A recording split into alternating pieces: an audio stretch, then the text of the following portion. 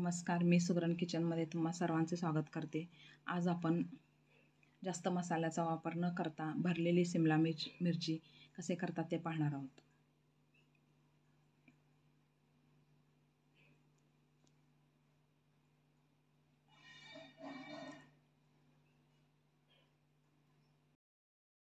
भरलेली शिमला मिरची करण्यासाठी मी 4 शिमला मिरची घेतलेल्या आहेत। आता हे मागचं देठ आणि ह्या देठ काढून घेणार आहे, तसेच त्यातील बियाही काढून घेणार आहे। बिया जर असंच ठेवले तर आपल्याला ॲसिडिटीचा त्रास होतो, तसेच ते बियामुळे आपल्या छातीत जळजळत आहे, त्यामुळे आपण बिया काढून करणार आहोत ही भाजी। आता हे कट करून घेते मी। आता मी हे शिमला मिरची कट करून घेणार आहे। आता हे बघा, ह्या बाजूला हे असं मागच्या बाजूला शिमला मिरचीच्या देठाच्या बाजूला हे जे देठ आणि त्या खाली जो हिरवा भाग असतो तो काढून घ्यायचा आहे। तो काढून घेतला। आता ह्यातील हे थोडंसं चिरून आणि ह्यातील बिया काढून घ्यायचे आहेत।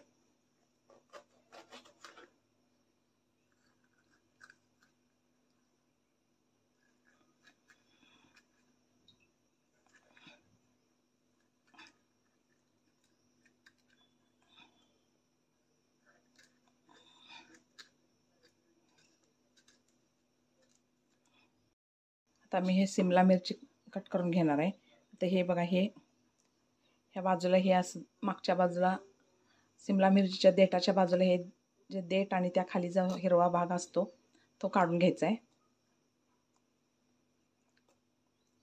तो काढून घेतला। आता ह्यातील हे थोडंसं चिरून आणि ह्यातील बिया काढून घ्यायचे आहेत।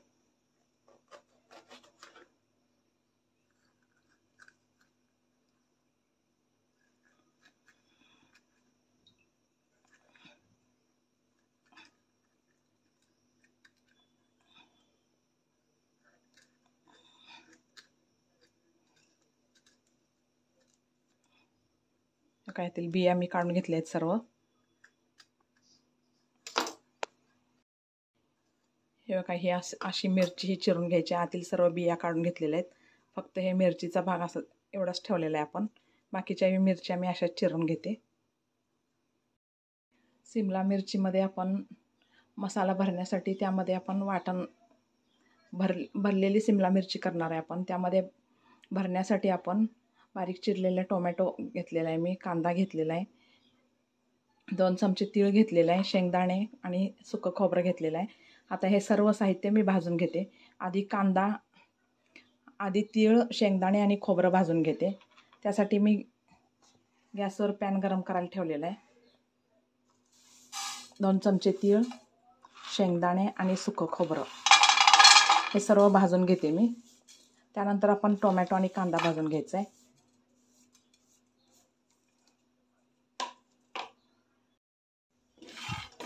मंद आचेवर सर्व साहित्य भाजून घ्यायचं आहे। हे खोबरं, शेंगदाणे आणि तीळ हे मंद आचेवर मी भाजून घेणार आहे।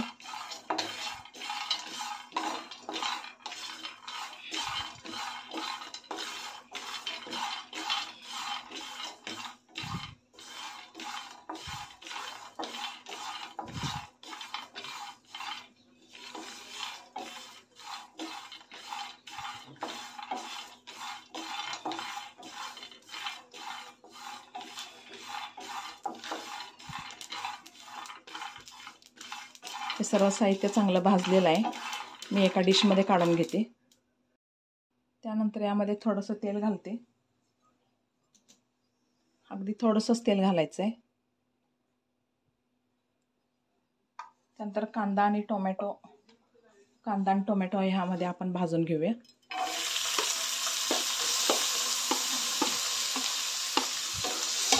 एकदम सॉफ्ट होईपर्यंत हे भाजून घ्यायचं आहे।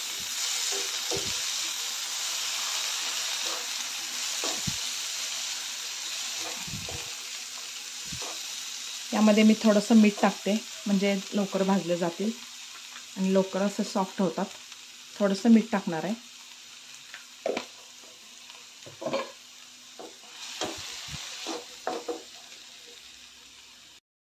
कांदा टोमॅटो चांगला भाजलेला आहे, एकदम सॉफ्ट झालेला आहे। आणि आता हे मी एका डिशमध्ये काढून घेते। हे सर्व गार झाल्यावर मी मिक्सरला बारीक करून घेते। शेंगदाणे, तीळ आणि खोबरं आपण भाजून घेतलं होतं, गार झालेलं आहे. आता मी हे मिक्सरला वाटून घेते. ह्याच्यानंतर आपण कांदा आणि टोमॅटो बारीक करून घ्यायचं आहे. शेंगदाणे, खोबरं आणि तीळ मिक्सरला बारीक करून घेतलेलं आहे. कांदा आणि टोमॅटो हे आपण भाजून त्याचं मिक्सरला पेस्ट करून घेतलेलं आहे. आता ह्यामध्ये 1 चमचा धने पावडर, 2 चमचा कांदा लसूण मसाला, 1 चमचा मीठ, हे सर्व मिक्स करून घेते पाणी न घालता. आधी आपण हे सर्व पाणी न घालताच मिक्स करून घ्यायचं आहे. तर कांदा आणि आपण टोमॅटो भाजून वाटला असलं तरी त्यात थोडंसं मॉइश्चर असल्यामुळं ते ओलसरपणा असतो त्यामध्ये, त्यामुळे पाणी घालायची काय आवश्यकता नाही आपल्याला. तर यामध्ये अजिबात मी पाण्याचा वापर केलेला नाही.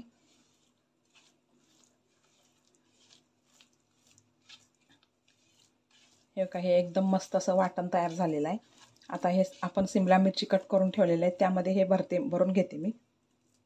हे कट करून ठेवलेलं आहे त्यामध्ये असं आतपर्यंत पूर्ण हे मसाला भरून घ्यायचा आहे.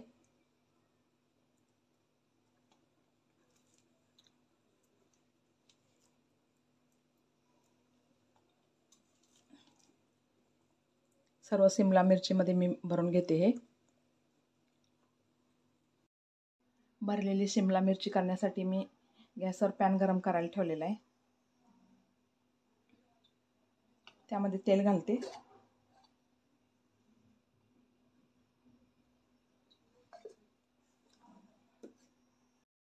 भरलेली सिमला मिरची करण्यासाठी आपण पॅनमध्ये तेल घातलेलं आहे.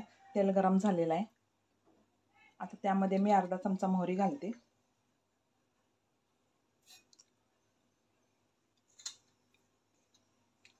मोहरी तडतडल्यावर आपण जिरे घालूया. मोहरी तडतडली आहे त्यानंतर अर्धा चमचा जिरे घालते. त्यानंतर कढीपत्ता, आलं लसूण पेस्ट, त्यानंतर मी मिरची घालते यामध्ये.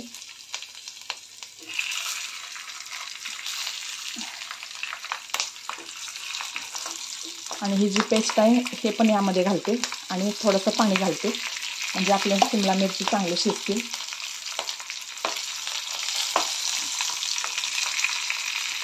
आधी थोडंसं परतून घेते तेलामध्ये, मग आपण पाणी घालूया.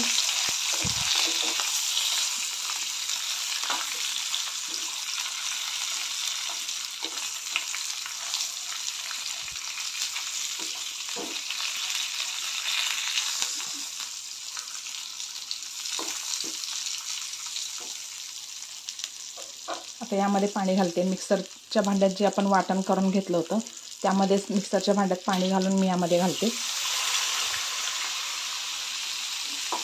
आणि आता हे आपण 5 मिनटं शिजून घेऊयात. सिमला मिरची शिजायला जास्त वेळ लागत नाही, लगेच शिजते. त्यामुळे 5 मिनटात आपण 5 मिनटं शिजून घेऊया. हे सिमला मिरची चांगली शिजलेली आहे. आता मी एका डिशमध्ये, एका बाउलमध्ये काढून घेते. वरून बारीक चिरलेली कोथिंबीर घालते आणि हे एका बाउलमध्ये काढून घेते मी. भरलेली सिमला मिरची तयार झालेली आहे, ते मी एका बाउलमध्ये काढून घेतलेलं आहे. यामध्ये आपण जास्त मसाल्याचा वगैरे काहीच वापर केलेला नाही. छान छान रेसिपी पाहण्यासाठी माझ्या चॅनलला लाईक, शेअर, सबस्क्राईब करा.